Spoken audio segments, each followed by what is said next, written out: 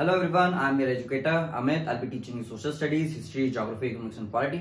आज के इस टॉपिक में हम लोग पढ़ने वाले हैं कन्फ्रंटिंग मार्जिनलाइजेशन। अभी कन्फ्रंटिंग मार्जिनलाइजेशन में हम लोग देखने वाले कि जो मार्जिनलाइज्ड कम्युनिटी होती है वो खुद को प्रोटेक्ट कैसे करती है। ठीक है, जो कॉन्स्टिट्यूशन होता है, ये कॉन्स्टिट्यूशन मार्जिनलाइज्ड कम्युनिटी को क्या क्या राइट्स प्रोवाइड करता है। ठीक है, उसमें भी हम लोग देखने वाले हैं कि वो क्या क्या चैलेंजेस फेस करते हैं। चैलेंजेस मतलब क्या क्या उनको प्रॉब्लम्स फेस करने पड़ते हैं जो मार्जिनलाइज्ड कम्युनिटी के लोग हैं। लास्ट चैप्टर में हम लोगों ने पढ़ा था कि जो मार्जिनलाइज्ड लोग हैं वो क्या क्या चैलेंजेस देखते हैं। मार्जिनलाइज्ड कम्युनिटीज कौन सी है, उसमें मुस्लिम्स लोगों के बारे में भी हम लोगों ने पढ़ा था लास्ट चैप्टर में। ठीक है, अभी यहाँ पे हम देखने वाले हैं कि जो आदिवासी है, दलित है, मुस्लिम्स है और ये जो वुमेन है और दूसरे और जो मार्जिनलाइज्ड ग्रुप होते हैं, इनको जो कॉन्स्टिट्यूशन होता है, एक डेमोक्रेटिक कंट्री में जो कॉन्स्टिट्यूशन होता है वो उनको इक्वल राइट्स कैसे प्रोवाइड करता है। ठीक है, उनके जो राइट्स होते हैं वो कैसे रिस्पेक्ट किए जाते हैं। अभी जो कॉन्स्टिट्यूशन है, इंडिया का भी कॉन्स्टिट्यूशन है, किसी भी कंट्री का जो कॉन्स्टिट्यूशन होता है वो रूल बुक होता है। ये रूल बुक मार्जिनलाइज्ड कम्युनिटी के लिए क्या क्या पॉलिसीज बनाता है, क्या क्या रूल्स उनके लिए होते हैं, ये सारी चीजें हम क्या करने वाले हैं, ये टॉपिक में पढ़ने वाले हैं। उसके बाद जो गवर्नमेंट के जो एफर्ट्स होते हैं, ठीक है, गवर्नमेंट क्या एफर्ट्स लेता है, गवर्नमेंट जो दलित लोग हैं उनके लिए क्या क्या करता है,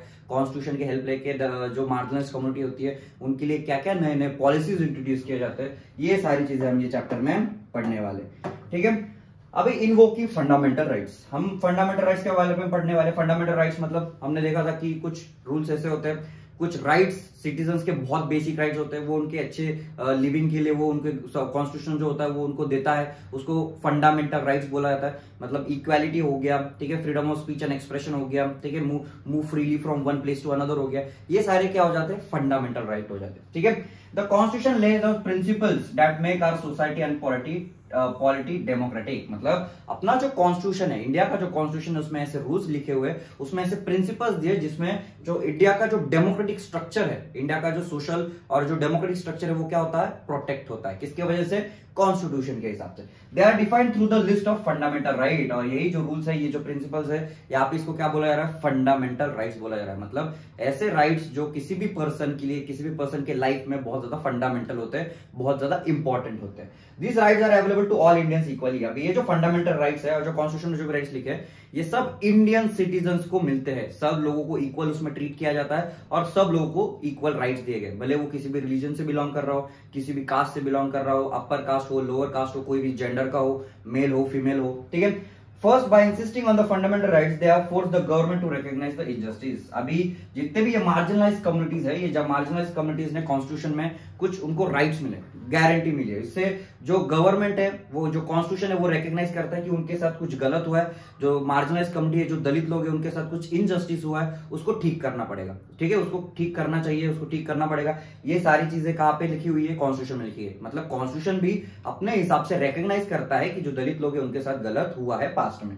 second, they have insisted that the government enforce this laws. अभी दूसरा जो है कि उन्होंने क्या किया कि जो गवर्नमेंट है उसने क्या करना चाहिए, ये जो लॉज बना है उसको एनफोर्स भी करना है। मतलब अगर कोई दलित लोगों के और मार्जिनलाइज्ड लोगों के अगेंस्ट में उनको कोई डिस्क्रिमिनेट करता है, उनके साथ कुछ गलत चीजें करता है, तो ये लॉज एनफोर्स भी होनी चाहिए, उनको पनिशमेंट भी मिलनी चाहिए। ठीक है, in some instances the struggle of the marginalised have influenced the government to frame new laws. और इसी की वजह से ये जो मार्जिनलाइज्ड कम्युनिटी है उन्होंने गवर्नमेंट को क्या किया है, गवर्नमेंट के ऊपर प्रेशर क्रिएट किया कि गवर्नमेंट ने क्या करना चाहिए, नए नए लॉज बनाना चाहिए। ठीक है, अभी ये लॉज के बारे में देखते हैं। पहला है article 17।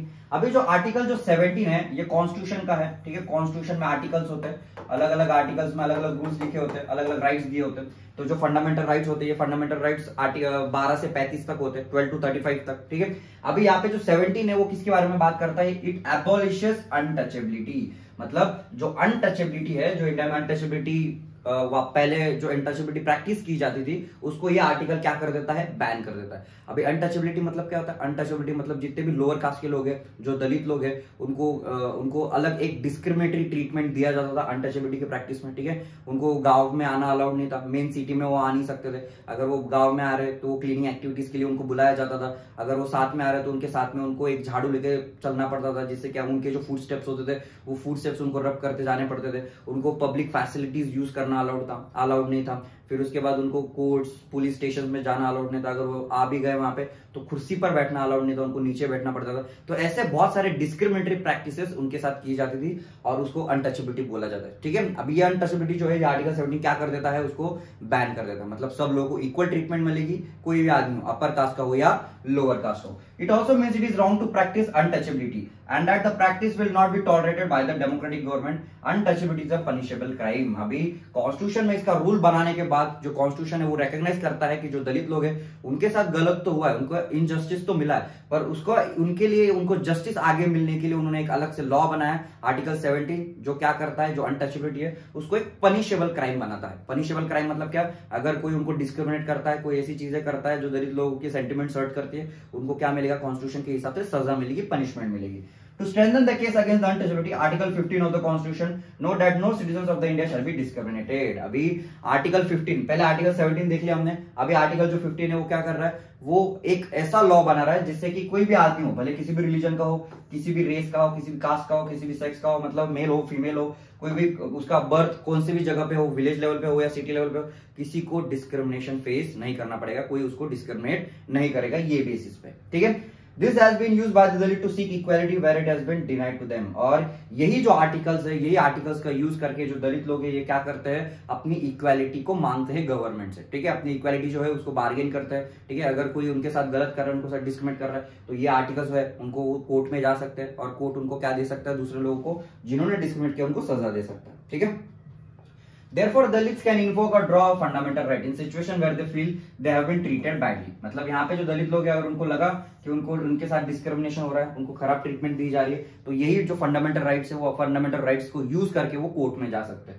Other minority groups have drawn other fundamental rights. They have particularly drawn upon the rights to freedom, religious and cultural education rights. अभी जो दलित लोग हैं उन्होंने अनटचेबिलिटी तो बैन कर दिया, कॉन्स्टिट्यूशन में जो उनको था उनके लिए वो कॉन्स्टिट्यूशन में वो आर्टिकल लाया गया अनटचेबिलिटी बैन करने का। अभी कुछ और अलग ऐसे माइनॉरिटी कम्युनिटीज थे, उन्होंने कुछ अलग चीजें डिमांड की, जैसे कि उनको रिलीजन का फ्रीडम मिलना चाहिए, उनको उनका खुद का जो कल्चर है वो प्रोटेक्ट करने का भी फ्रीडम मिलना चाहिए, और दूसरा उनको एजुकेशनल राइट्स मिलने चाहिए, ठीक है। अभी इसके लिए भी क्या बना है, फंडामेंटल राइट्स बने हैं। In the cases of cultural education rights, distinct cultural and religion groups like Muslims and Parsis have the right to be the guardians of the content of their culture. अभी right to religion, ठीक है, right to religion भी एक fundamental right हो जाता है। इसमें क्या है कि कोई भी आदमी कोई भी रिलीजन का हो, ठीक है, कोई भी कास्ट का हो, उसका कोई भी कल्चर हो, उसको अधिकार है कि वो अपना रिलीजन प्रोटेक्ट कर सकता है, अपने प्रैक्टिसेस को प्रोटेक्ट कर सकता है, ठीक है। कॉन्स्टिट्यूशन ये राइट देता है कि अपना जो रिलीजन है वो खुद प्रोटेक्ट कर सकते हैं, अपने रिलीजन के एजुकेशन इंस्टीट्यूशंस हम खुद बना सकते हैं, उसको एडमिनिस्टर कर सकते हैं, ठीक है।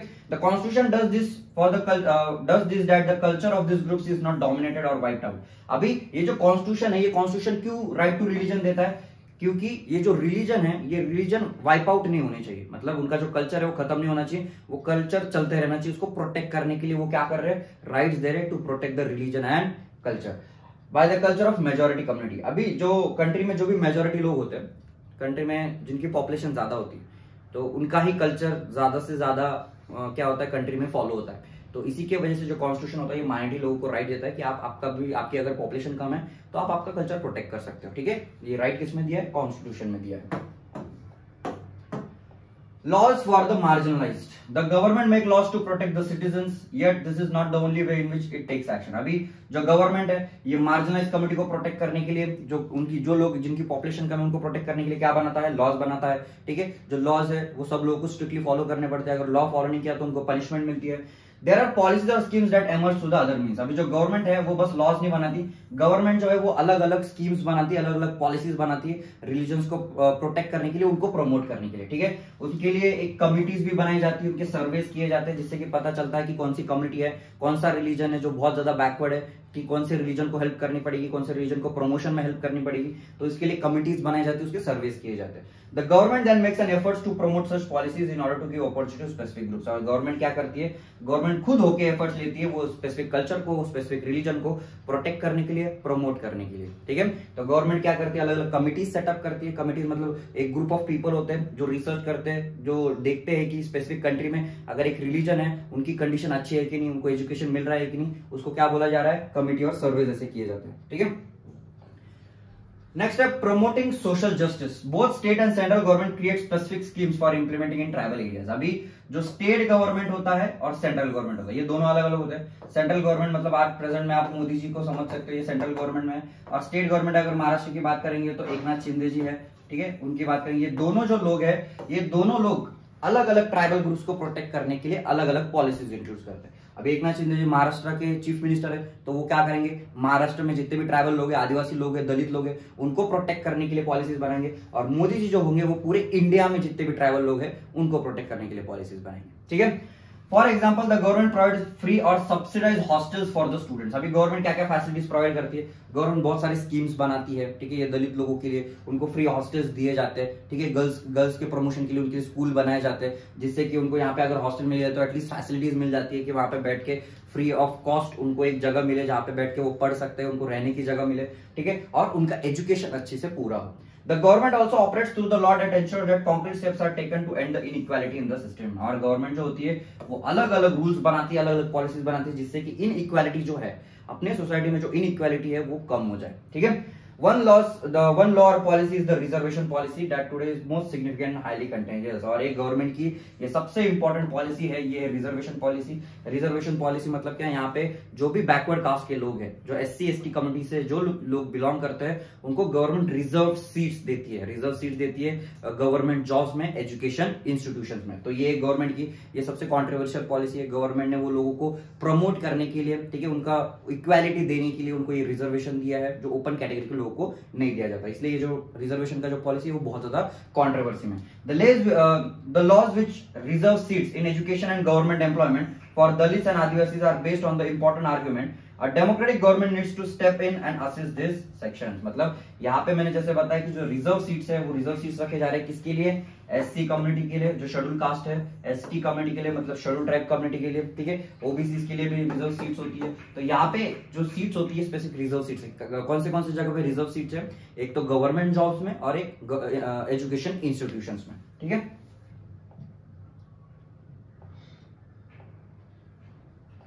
How does the reservation policy work. अभी जो रिजर्वेशन पॉलिसी हम डिस्कस कर रहे हैं कि उनको सीट्स रिजर्व दी जा रही है, जो बैकवर्ड कास्ट के लोग हैं, जो SC ST कम्युनिटी के जो लोग हैं। अभी ये रिजर्वेशन काम कैसे करता है, ठीक है। अभी यहाँ पे दो गवर्नमेंट की बात करते हैं। पहला तो एक स्टेट गवर्नमेंट होता है। स्टेट गवर्नमेंट मतलब एक स्पेसिफिक महाराष्ट्र की बात करते हैं, महाराष्ट्र गवर्नमेंट।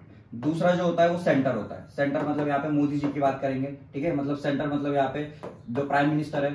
ये अलग अलग जो गवर्नमेंट होती है, सेंट्रल लेवल पे गवर्नमेंट अलग होती है, स्टेट लेवल पे गवर्नमेंट अलग होती है। तो ये दोनों जो गवर्नमेंट होती है उनकी लिस्ट भी अलग होती है, उनकी रिजर्वेशन की लिस्ट भी क्या होती है, अलग अलग होती है। ठीक है, मतलब अब यहाँ पे महाराष्ट्र में जो ट्राइबल ग्रुप होंगे उनको वहां पे रिजर्वेशन दिया जाएगा, और सेंट्रल लेवल पे मोदी जो है वो अपनी खुद की अलग से लिस्ट बनाएंगे, जो दलित लोगों के लिए वो एक लिस्ट बनाएंगे जिससे उनको रिजर्वेशन मिलेगा। ठीक है। Government across India have their own list of schedule caste, schedule tribe, backward classes and the most backward caste. मतलब स्टेट की अलग से लिस्ट है और सेंटर की लिस्ट अलग है। Students applying to education institution and those applying for the post in the government are expected to furnish proof of their caste and tribe status. अभी जो भी लोग जो भी बैकवर्ड कास्ट के जो लोग हैं जिनको अगर रिजर्वेशन चाहिए, ठीक है, गवर्नमेंट का ये बेनिफिट अगर उनको चाहिए तो उनको पहले उनका जो कास्ट है, जो बैकवर्डनेस है वो प्रूफ करना पड़ता है, उसका सर्टिफिकेट देना पड़ता है, उसको कास्ट सर्टिफिकेट भी बोला जाता है। अभी जो कास्ट सर्टिफिकेट है ये गवर्नमेंट खुद देती है, आपकी कंडीशन देख के आप सच्चे में दलित हो कि नहीं, आप बैकवर्ड कास्ट से बिलोंग करते हो कि नहीं, ये सर्टिफिकेट गवर्नमेंट देती है, और ये सर्टिफिकेट के बेसिस पे आपको गवर्नमेंट के बेनिफिट्स मिलते हैं। Many government and education institution also ask for candidate to mention their caste, tribe, status। मतलब बहुत सारे जो एजुकेशन इंस्टीट्यूशंस होते हैं वो अपने कास्ट के बारे में भी पूछते हैं, आपके कास्ट का स्टेटस क्या है, ठीक है, आपके पास कास्ट सर्टिफिकेट है कि नहीं। उसके बाद उनको क्या दिया जाता है, रिजर्वेशन दिया जाता है। If a particular Dalit caste or certain tribe is on the government list, then the candidate from the caste or tribe can avail the benefits of the reservation। मतलब यहाँ पे अगर ये स्पेसिफिक ये स्टेट लिस्ट है, ठीक है, ये स्टेट लिस्ट है और ये सेंट्रल लिस्ट है। अभी जब स्टेट अगर रिजर्वेशन दे रहा है तो ये स्टेट के रिजर्वेशन में अलग अलग कास्ट के नाम होते हैं, वो कास्ट के नाम में आपकी कास्ट होनी चाहिए, तभी आपको क्या मिलेगा, रिजर्वेशन मिलेगा। अगर स्टेट की लिस्ट में आपकी जो कास्ट है, आप जो कास्ट से बिलोंग करते हैं, वो कास्ट का नाम अगर ये स्टेट लिस्ट में है तो तभी आपको यहाँ पे क्या मिलेगा, रिजर्वेशन मिलेगा। और सेंटर की लिस्ट अलग होती है। सेंटर की लिस्ट जो भी ट्राइब्स इसमें होंगे, जो भी कास्ट इसमें होंगे, तो सेंटर वो लोगों को क्या देगी, रिजर्वेशन देगी। ठीक है। For admission to the colleges, especially to the institution of professional education, such as medical colleges, government defines a cut-off marks। अभी जो एजुकेशन यहाँ पे रिजर्वेशन कौन से दो चीजों में दिया जा रहा है, रिजर्वेशन जो है,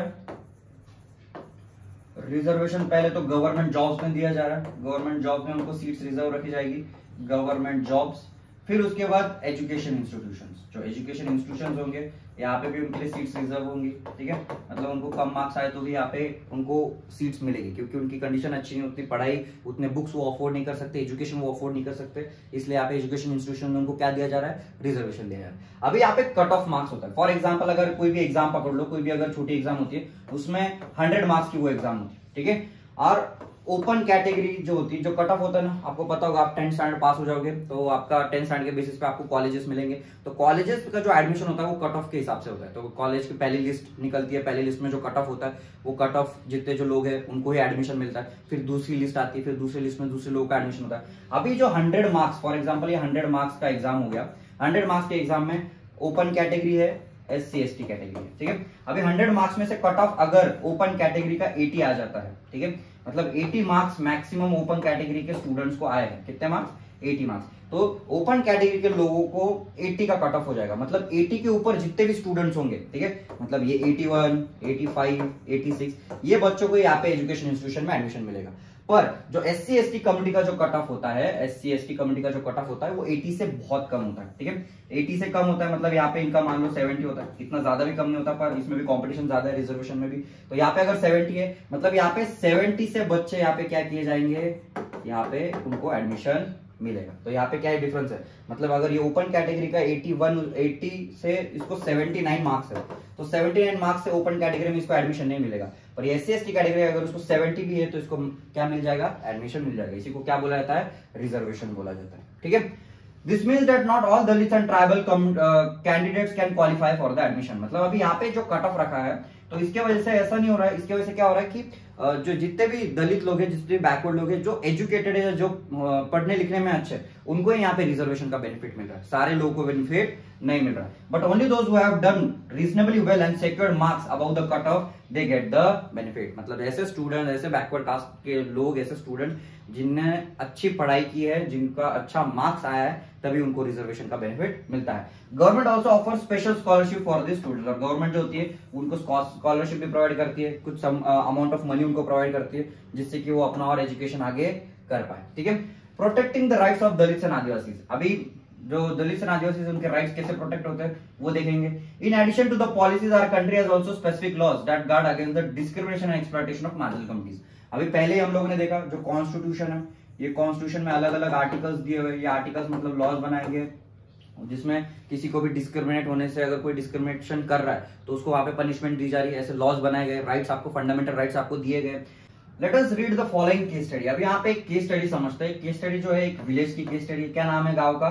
जगमलगुरु। अभी ये जो जगमलगुरु जो गांव है ये रियलिटी में एग्जिस्ट नहीं करता, ये बस एक क्या है, इमेजिनरी गांव है, ठीक है, एक इमेजिनरी गांव है, ठीक है। अभी यहाँ पे एक फेस्टिवल सेलिब्रेट किया जाता है, ठीक है। जो फेस्टिवल है वो 5 साल में एक बार सेलिब्रेट किया जाता है, और जो लोकल के वहां के जो भगवान है उनको ऑनर करने के लिए वहां पे वो फेस्टिवल सेलिब्रेट किया जाता है। और आसपास के जितने भी प्रीस्ट है, आसपास के गांव के जो लोग हैं, जो प्रीस्ट है, जितने मंदिर के जितने भी लोग होते हैं, वो सब लोग ये फेस्टिवल सेलिब्रेट करने के लिए आते हैं। ये 5 डेज का फेस्टिवल होता है, 5 दिन का ये इवेंट होता है। अभी ये जो सेरेमनी जैसे शुरू होती है, ये फेस्टिवल जैसे शुरू होते हैं, यहाँ पे प्रथा क्या होती है, यहाँ पे कल्चर कैसे होता है, जो दलित लोग हैं, ठीक है, ये दलित लोग ये फेस्टिवल की शुरुआत करते हैं। वो फेस्टिवल की शुरुआत कैसे करते हैं? Bye washing the feet of all the priest. मतलब जितने भी यहाँ पे मंदिरों के जो पुजारी है, उनके जो पैर है वो धोने के बाद वो फेस्टिवल शुरू होता है, ठीक है। यहाँ पे जो गांव है, ये गांव की फेस्टिवल की प्रथा कैसी है, 5 दिन का ये फेस्टिवल है। ये फेस्टिवल की शुरुआत होती है, दलित लोगों ने क्या करना है, दलित लोगों ने जो जितने भी पंडित है, ठीक है, जितने भी पुजारी है, उनके जो पैर है वो धोने के बाद वो फेस्टिवल की शुरुआत होगी। और ये जो होता था ये ऑनर होता था। ऑनर मतलब ये दलित लोगों को ऑनर दिया जाता था कि फेस्टिवल्स में आपको ये करना है, पुजारी जितने भी है उनके पैर धोने, फिर उसके बाद वो मंदिरों में जाते थे, फिर पूजा वगैरह होती थी। The Jakmalgur, the person who performed this task belong to the Ratnam's family। अभी रत्नाम ये लड़के का नाम दिया हुआ है। अभी ये जो टास्क, जो जगमलगुरु में जो भी दलित लोग ये टास्क कर रहे थे, ये फेस्टिवल में जो टास्क किया जा रहा था, ये किसकी रिस्पॉन्सिबिलिटी थी? रत्नाम के फैमिली की रिस्पॉन्सिबिलिटी। वो उनके फैमिली को दिया गया था काम कि आप लोगों को क्या करना है, ये फेस्टिवल जब भी आएगा, ये फेस्टिवल में आपका हक होगा कि आपने क्या करना है, प्रीस्ट जितने भी होंगे, पुजारी जितने भी होंगे, उनके पैर धोना है। His father and grandfather had both performed the task। अभी उसके जो फादर थे, रत्नाम के फादर थे, उसके ग्रैंडफादर थे, उन्होंने भी सेम काम किया। अभी रत्नाम को भी सेम काम करना पड़ेगा, क्योंकि उनका फैमिली से चलता रहा है, उनको काम दिया गया है, वो गांव में, वो कल्चर में, वो स्पेसिफिक फैमिली को टास्क दिया गया है। Though they were never allowed to enter the temples, मतलब भले वो पुजारी, जितने भी पुजारी थे उनके पैर वगैरह वो धोते थे, पर उनको मंदिर में जाना अलाउड नहीं था। वो दलित लोग थे, दलित लोगों को मंदिरों में जाना अलाउड नहीं था, तो वो पैर धोने के बाद वो मंदिर के बाहर ही रहते थे और पुजारी जो होते थे अंदर जाते थे और पूजा करते थे। ठीक है, the ritual was viewed as a great honor bestowed on them। अभी ये जो दलित लोग थे, ये जो ऑनर, ये जो काम था पुजारी लोगों के पैर धोना, ये भी काम उनको क्या लगता था, एक ऑनर वाला काम लगता था, मतलब भगवान का कोई बड़ा काम हम कर रहे हैं, ऐसा वो फील करते थे। नाउ इट इज रत्नामष्टम। अभी रत्नाम की बारी आ जाती है। रत्नाम जो है 20 साल का होता है। ठीक है, इंजीनियरिंग पढ़ के आता है, 20 साल से ज्यादा होता है। ठीक है,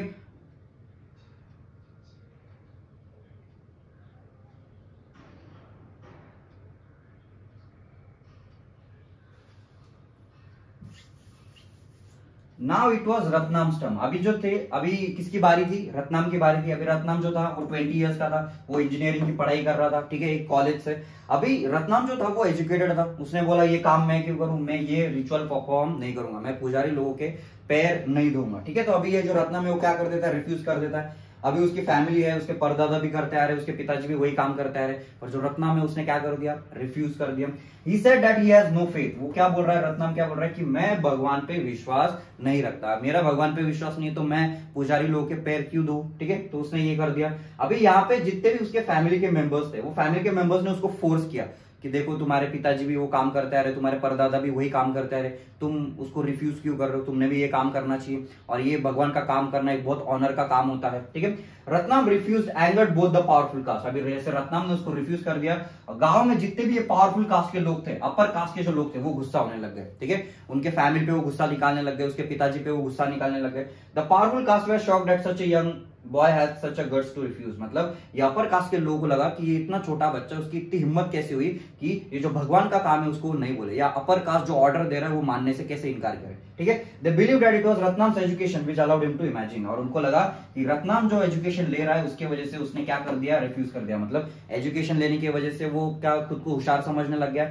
इसलिए जो भगवान का काम है वो करने के लिए रिफ्यूज कर रहा है। ठीक है, दोज फ्रॉम रत्ना's own caste were fearful of angering the powerful। अभी रत्नाम के जितने भी कास्ट के लोग थे या रत्नाम के फैमिली मेंबर्स भी थे, वो अपर कास्ट लोगों से डरते थे। क्यों अपर कास्ट लोगों से डरते थे, क्योंकि उनके ही वो एग्रीकल्चर फील्ड में जाके वो काम करते थे एज अ लेबरर। जितने भी दलित कम्युनिटी थी वो अपर कास्ट के ही एग्रीकल्चर फील्ड पे काम करती थी, या अपर कास्ट के लोग उनको काम देते थे एज अ लेबरर, उनको रखते थे जिससे उनको पैसा मिलता था और उनका घर चलता था। If the dominant caste decided not to call them, then what would he earn?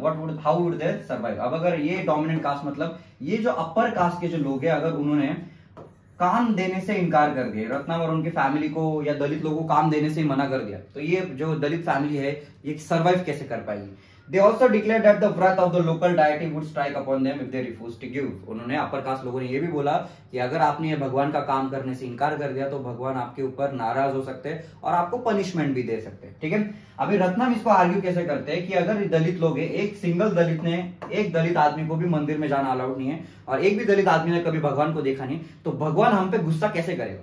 ठीक है, तो ये एक आर्ग्यूमेंट थी। किसकी आर्ग्यूमेंट थी, ये रत्नाम की आर्ग्यूमेंट थी। The powerful caste decide to teach Ratnam a lesson. अभी जो अपर कास्ट के जो लोग थे उन्होंने क्या डिसाइड किया, चलो रत्नाम को अभी क्या करते हैं, एक सबक सिखाते हैं। अभी रत्नाम अगर भगवान का काम करने से रिफ्यूज कर रहा है तो उसको तो सबक सिखाना पड़ेगा। His committee was ordered to orchestrate him and his family, even everyone was told no one should speak to them or do any work with them or with them. मतलब क्या हो रहा है यहाँ पे कि जो अपर कास्ट के लोग हैं उन्होंने क्या ऑर्डर दे दिया कि जो रत्नाम है, रत्नाम की जो फैमिली है, कोई उनके साथ बात नहीं करेगा, कोई उनके साथ रिलेशंस नहीं रखेगा, कोई उनको विलेज में एंटरटेन नहीं करेगा, कोई उनसे बातें नहीं करेगा। ठीक है, ये अपर कास्ट लोगों ने क्या कर दिया, ऑर्डर दे दिया। अभी ये जो अपर कास्ट के जो लोग थे, कुछ लोग आके कुछ लोगों ने ये रत्नाम का जो घर था, उसका जो हट था, वो भी उन्होंने जला दिया। He managed to escape with his mother। Ratnam then went to file a case in the local police। अभी रत्नाम जो होता है वो अपने मम्मी के साथ भाग जाता है, बच जाता है, यहाँ से वो फायर से बच जाता है और वो पुलिस स्टेशन चले जाता है। पुलिस स्टेशन जाने के बाद वो एक केस फाइल करता है, कौन से एक्ट के अंडर में, schedule caste and the schedule tribes prevention of atrocities act 1989। अभी ये जो लॉ होता है ये काय के लिए बनाया गया है, ये दलित लोगों को प्रोटेक्ट करने के लिए लॉ बनाया गया। ठीक है, other Dalit families still did not come out in the support as they were scared. अभी जो रत्नाम के फैमिली के साथ जो हो रहा था, जो अपर कास्ट के लोग जो रत्नाम के फैमिली के साथ कर रहे थे, बाकी के दलित लोग उनको हेल्प करने से डर रहे थे, क्योंकि उनको क्या लगने लगा कि जो अपर कास्ट के लोग हैं अगर अपने को काम नहीं देंगे, हम उनके एग्रीकल्चर फील्ड पे काम कर रहे हैं, अगर हमने अपर कास्ट के लोगों को नाराज कर दिया तो अपना रोटी के वांदे हो जाएंगे। ठीक है, the case was picked up by the local media. अभी ये जो केस है, ये रत्नम के फैमिली का जो भी झगड़ा चल रहा था, जो भी अपर कास्ट लोगों के साथ झगड़ा चल रहा था, ये लोकल मीडिया का अटेंशन उस पर आ गया। जो मीडिया है वो उसको बताने लगी, न्यूज में आने लग गया, सारी चीजें होने लगी। अभी उसके बाद से एक जो रत्नम है वो एक सिंबल बन गया। दलित एक्शन का रत्नम जो है वो एक सिंबल बन गया, एक प्रोटेस्ट का एक सिंबल बन गया। उसकी वजह से जो रिचुअल था वो रिचुअल गांव में बंद करना पड़ा। ठीक है, पुलिस आए, फिर उसके बाद जो गवर्नमेंट थी उसने इंटरवीन किया। उसकी वजह से जो गांव का जो रिचुअल था, गांव की जो फेस्टिवल था, ये जो प्रथा थी वो बंद कर दी गई। ठीक है, बट इस family was force to move out. But उसकी जो फैमिली थी, उसको जो गांव वाले लोग थे उन्होंने क्या बोला कि आप हमारे गांव में रह नहीं सकते। ठीक है, इतना सब होने के बाद गवर्नमेंट उसको अगर प्रोटेक्ट भी कर रही है, उसके बाद भी उसको क्या किया जा रहा है, उसको उसके गांव से निकाला जा रहा है। The Scheduled Caste and the Scheduled Tribes Prevention Atrocities Act 1989. Ratnam sought the support of the law, filing his complaint under the above act, protect against the domination. अभी ये जो एक्ट था, ये एक्ट किस एक्ट का help Ratnam ने ली? ये रत्नम को जो जितना भी हेल्प मिला गवर्नमेंट से, ये एक्ट के अंडर में मिला। मतलब जो भी अपर कास्ट अपना डोमिनेशन यहाँ पे कर रहे हैं, उससे प्रोटेक्शन मिलता है। किसको? दलित लोगों को। This act was framed in 1918। अब ये जो एक्ट था ये कब बनाया गया? 1989 में बनाया गया।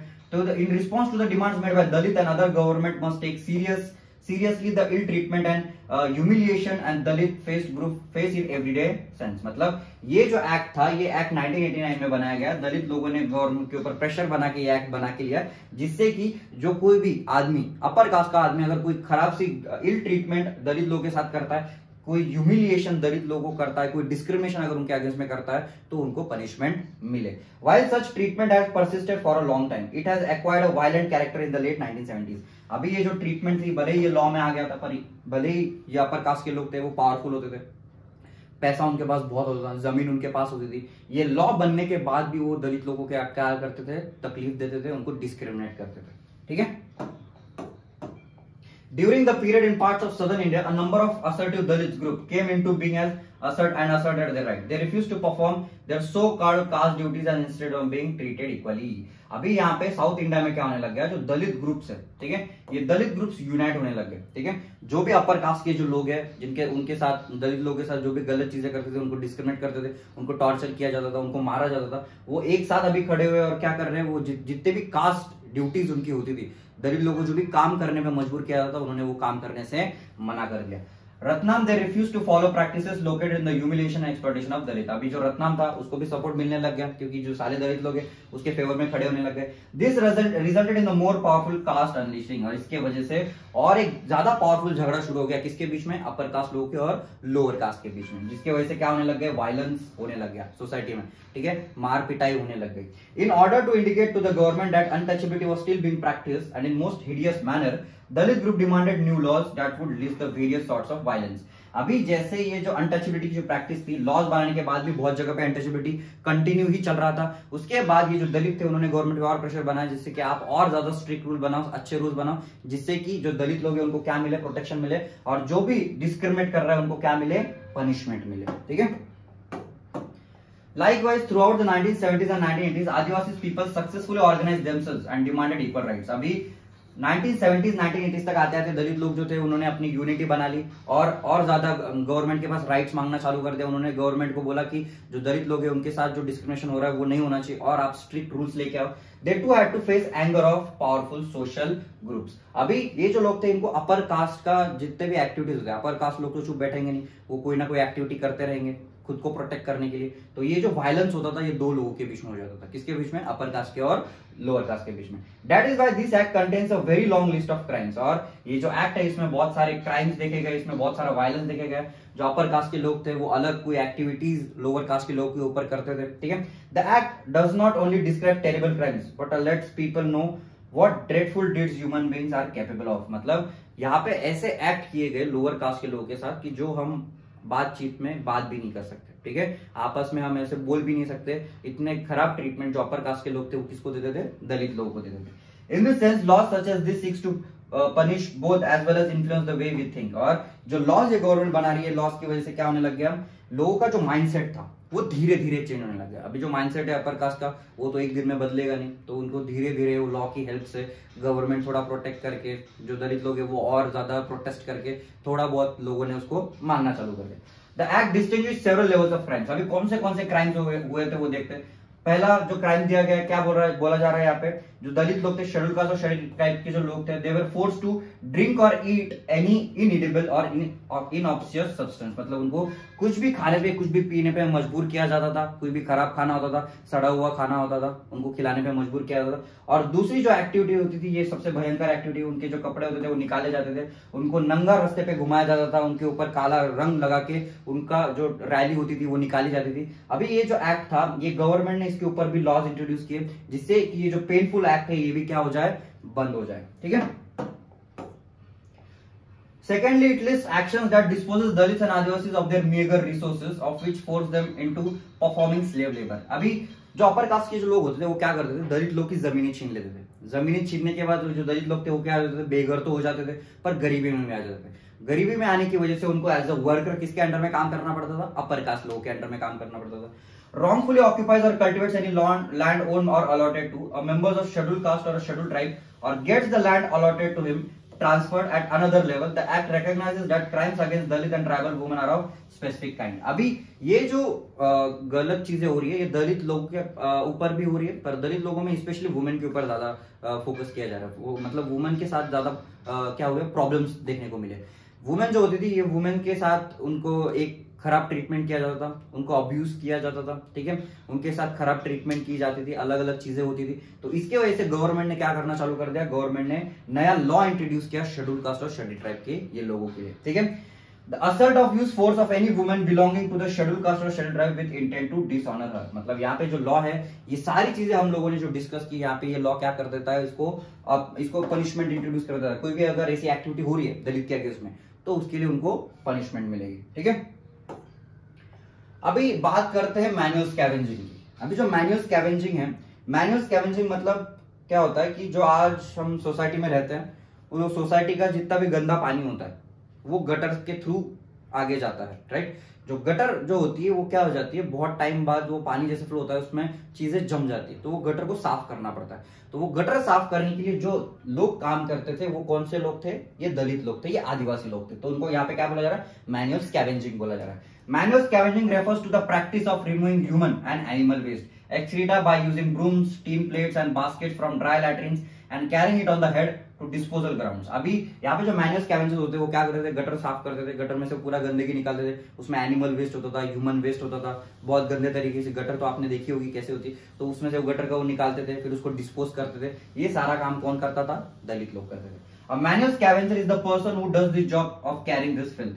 The job is mainly done by the Dalit women and young girls. और ये जो काम होता था, ये मेजोरिटी ऑफ द काम ये वुमेन, दलित वुमेन करती थी या लड़कियां करती थी। According to the Andhra Pradesh based Safai Karmachari Andolan, an organization working with the manual scavengers, there are 1 lakh persons from Dalit community who continue to be employed in the job. मतलब ये Andhra Pradesh based सफाई कर्मचारी आंदोलन जो है, उन्होंने उनका ये एक ऑर्गेनाइजेशन है, उन्होंने प्रोटेस्ट किया कि आज भी 1 लाख से ज्यादा लॉस बनने के बाद भी 1 लाख से ज्यादा लोग क्या काम कर रहे हैं, ये मैनुअल स्कैवेंजिंग का काम कर रहे हैं। ठीक है, अभी ये मैनुअल स्कैवेंजिंग का काम करना बहुत डिफिकल्ट है। पहली बात तो डिफिकल्ट मतलब हार्मफुल है सबसे ज्यादा, इससे बहुत सारे डिजीज आपको होंगे। इतने गंदगी में आप अगर काम करोगे तो आपको रेस्पिरेटरी डिजीजेस हो सकते हैं, हार्ट डिजीज हो सकते हैं, लंग डिजीजेस देखने को मिल सकते हैं।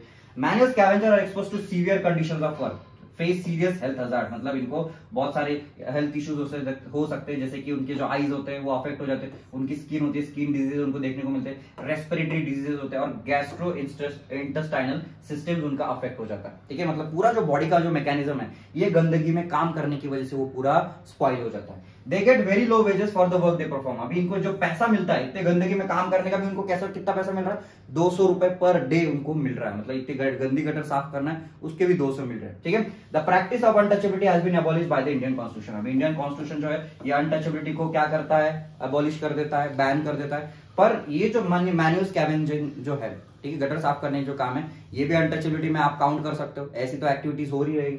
However, manual scavengers in different parts of the country, the भंगीज in Gujarat, अभी कौन से मैनुअल स्कैवेंजिंग कौन कौन कर रहा है, गुजरात में जो होते हैं वो भंगीज करते हैं, आंध्र प्रदेश में पाखीज करते हैं, और जो तमिलनाडु है उसमें कौन कर रहा है, सिखलायर्स कर रहे हैं। ठीक है, अभी जो सिखलायर्स है यहाँ पे ये सारे जो कम्युनिटी के लोग हैं ये कौन से है, ये दलित कम्युनिटी के लोग हैं। They often live in the separate settlements, और ये जो दलित लोग हैं उनको ये अलग सेटलमेंट में रहते हैं, गाँव के थोड़े से बाहर रहते हैं, क्योंकि सिटीज की जो लाइफ होती है, सिटीज में इतना पैसा वो अफोर्ड नहीं कर पाते। ठीक है, और बस क्लीनिंग एक्टिविटीज के लिए वो सिटीज में आते हैं। In 1993 the government passed the Employment Manual Scavenging and Construction of the Dry Latrines Act। अभी गवर्नमेंट इसको भी प्रोटेक्ट करने के लिए, मैनुअल स्कैवेंजिंग को प्रोटेक्ट करने के लिए एक नया लॉ इंट्रोड्यूस करती है। अब ये जो लॉ है, ये लॉ किसको प्रोहिबिट करता है? एम्प्लॉयमेंट ऑफ मैनुअल स्कैवेंजर्स, मतलब कोई भी आदमी जो है उसको जबरदस्ती ये गटर में काम करने के लिए मजबूर नहीं करना चाहिए, किसी ने ये काम करना ही नहीं चाहिए, ठीक है, ये काम मशीन से होना चाहिए। In 2003, the सफाई कर्मचारी आंदोलन and 13 other organizations and individuals, including 7 scavengers, filed a PIL। अभी ये 2003 में जो सफाई कर्मचारी आंदोलन जो है, ऑर्गेनाइजेशन जो है, वो क्या करती है? एक PIL फाइल करती है सुप्रीम कोर्ट में कि आज लॉ बनने के बाद भी बहुत सारे लोग किसका काम कर रहे हैं? मैनुअल स्कैवेंजिंग का काम कर रहे हैं। तो ये सुप्रीम कोर्ट देखता है, सुप्रीम कोर्ट गवर्नमेंट को ऑर्डर करता है कि आपने देखना है कि कोई भी आदमी मैनुअल स्कैवेंजिंग का काम नहीं करे, और जो भी लोग काम कर रहे हैं उनको रिहैबिलिटेशन का प्रोग्राम उनके लिए बनाना चाहिए, मतलब उनको ठीक करने का, उनको मेडिकली ठीक करने का, उनको साइकोलॉजिकली कोई प्रॉब्लम्स होंगे वो ठीक करके देने। ये किसने ऑर्डर दिया? सुप्रीम कोर्ट ने ऑर्डर दिया, ठीक है। The court observed that number of manual scavengers in India has increased since 1993 law। मतलब जब 1993 में ये लॉ जब लाया गया था मैनुअल स्कैवेंजिंग के अगेंस्ट में, उसके बाद से ये गवर्नमेंट जो है वो खुद अपॉइंट कर रही है दलित लोगों को गटर साफ करने के लिए, ठीक है। It directed every department, ministry of union government and state government to verify the fact. मतलब सुप्रीम कोर्ट ने यहाँ पे ऑर्डर दे दिया कि विद इन 6 मंथ्स आपको क्या करना है? विद इन 6 मंथ्स आपको देखना है कि आपके एरियाज में कितने लोग हैं, कितने दलित लोग हैं जो मैनुअल स्कैवेंजिंग का काम कर रहे हैं, ठीक है। अभी मैनुअल स्कैवेंजिंग का काम कर रहे हैं, यहाँ पे सर्वे किया गया, यहाँ पे देखा गया कि यहाँ पे मैनुअल स्कैवेंजिंग का जो काम है वो कौन कर रहा है? दलित लोग ही ज्यादा कर रहे हैं। तो यहाँ पे जो मैनुअल स्कैवेंजिंग का जो काम किया जा रहा है जितने भी लोगों के साथ, सुप्रीम कोर्ट ने ऑर्डर क्या दे दिया कि उनका रिहैबिलिटेशन होना चाहिए, ठीक है, उनके लिए नए प्रोग्राम्स इंट्रोड्यूस करने चाहिए और नया काम उनको देना चाहिए जिससे उनको गटर में काम ना करना पड़े, ठीक है। अभी Adivasi demands and the 1989 act. The 1989 act is important for another reason. Adivasi activist refer to it to defend the rights to occupy land that was traditionally theirs. मतलब अभी ये जो आदिवासी जो एक्टिविस्ट थे, आदिवासी एक्टिविस्ट ने क्या करना चालू कर दिया? जो भी उनके जंगल की जो खुद के उनके एरियाज थे, जो अपर कास्ट लोगों ने छीन लिए थे, उन्होंने अभी उनके खुद के लैंड जो थे वो क्लेम करना चालू कर दिया कि हमारी जो जमीन है वो हमको मिलनी चाहिए, हमारी जो जंगल की जमीन है वो हमारे ट्राइबल लोगों को मिलनी चाहिए। Adivasis are often unwilling to move from their land and are forcefully displaced. मतलब ये जो आदिवासी लोग जो होते हैं वो कभी अपनी जमीन नहीं छोड़ते, तो गवर्नमेंट होती है अपने उसके प्रोग्राम की वजह से, और ये जो अपर कास्ट के लोग होते हैं उनको फोर्सफुली क्या करते हैं? अपनी उनका जो होम लैंड होता है उससे उनको भगाते हैं, दूसरी जगह पे डिस्प्लेस करते हैं, जिसके वजह से वो बेघर हो जाते हैं और उनको गरीबी का सामना करना पड़ता है। Activists have asked that those who have forcibly encroached upon their tribal land should be punished। अभी यहाँ पे जो एक्टिविस्ट है उन्होंने क्या बोला कि अगर कोई भी फोर्सफुली आदिवासी लोगों को उनकी जगह से अगर हटाता है तो उसके लिए पनिशमेंट मिलनी चाहिए, भले वो गवर्नमेंट हो या अपर कास्ट के लोग हो। They have also pointed to the fact that act merely confirms what has already been promised to the tribal people in the constitution। मतलब यहाँ पे जो एक्ट यहाँ पे बनाया गया है, जो कॉन्स्टिट्यूशन जो राइट दे रहा है, ये कॉन्स्टिट्यूशन के राइट से हिसाब से ही है कि जो आदिवासी लोग हैं उनकी भी लैंड प्रोटेक्ट होनी चाहिए, उनका भी कल्चर प्रोटेक्ट होना चाहिए, उनका भी जो रिलीजन है, उनका स्पेसिफिक कल्चर है, उनका जो भी अटायर है वो सारी चीजें क्या होनी चाहिए? प्रोटेक्ट होनी चाहिए। And can not be sold और बॉट बाय नॉन ट्राइबल्स। अब ऐसा रूल बनाओ कि कोई भी ट्राइबल लैंड उसको परचेज भी ना कर पाए और उसको कोई सेल भी ना कर पाए, मतलब एक ट्राइबल बस दूसरे ट्राइबल आदमी को ही अपनी जमीन बेच सकता है। In cases where this has happened the constitution guarantees the right of tribal people to repossess their land. अभी यहाँ पे इसीलिए जो कॉन्स्टिट्यूशन है वो गारंटी प्रोवाइड करता है कि जो जितने भी ट्राइबल लोग हैं उनको उनकी जमीनें वापस मिल जाएगी, ठीक है। अभी यहाँ पे सीके जानू एक एक्टिविस्ट है, एक आदिवासी एक्टिविस्ट है, उन्होंने क्या पॉइंट आउट किया? The violators of the constitution right guarantee the tribal people are government. मतलब जो आदिवासी लोगों के जो राइट्स छीन रहा है वो खुद गवर्नमेंट है। गवर्नमेंट जो है वो डेवलपमेंट पर्पस के लिए, गवर्नमेंट एग्रीकल्चर पर्पस के लिए, इंडस्ट्रियल पर्पस के लिए आदिवासी लोगों की जमीन खुद ही क्या कर रहा है? ले रहा है। तो जिसकी वजह से जो आदिवासी लोग हैं वो बेघर हो रहे हैं, ठीक है। In various states of India for it is they who allow non tribal encroachers in the form of timber merchants, paper mills, etc. to exploit the tribal land। और ये जो गवर्नमेंट होती है, गवर्नमेंट क्या करती है? बड़े बड़े बिजनेसमैन लोगों को कॉन्ट्रैक्ट देती है फॉरेस्ट में काम करने का, मतलब वहां से आदिवासी लोगों को फॉरेस्ट से भगाती है और जो बाहर के जो लोग होते हैं, जो बिजनेसमैन लोग हैं, उनको यहाँ फॉरेस्ट में जगह देती है। ये तो गलत बात है, ठीक है, ये तो कॉन्स्टिट्यूशन के खिलाफ है। She has also noted that in cases where tribals have already been evicted and cannot go back to their lands, they must be compensated। मतलब उन्होंने क्या बोला कि अगर जो आदिवासी लोगों को तुमने अगर निकाला है, उनको डिस्प्लेस किया है डेवलपमेंट के नाम पे, उनको एटलीस्ट कॉम्पनसेशन मिलना चाहिए। कॉम्पनसेशन मतलब उनको पैसा जितना मिलना चाहिए उतनी उनकी जमीन गई है, ठीक है। गवर्नमेंट ने एटलीस्ट उतना पैसा प्रोवाइड करना चाहिए जिससे कि वो दूसरे शहर में जा सकते हैं, दूसरे शहर में जाके अपनी नई जिंदगी की शुरुआत कर सकते हैं।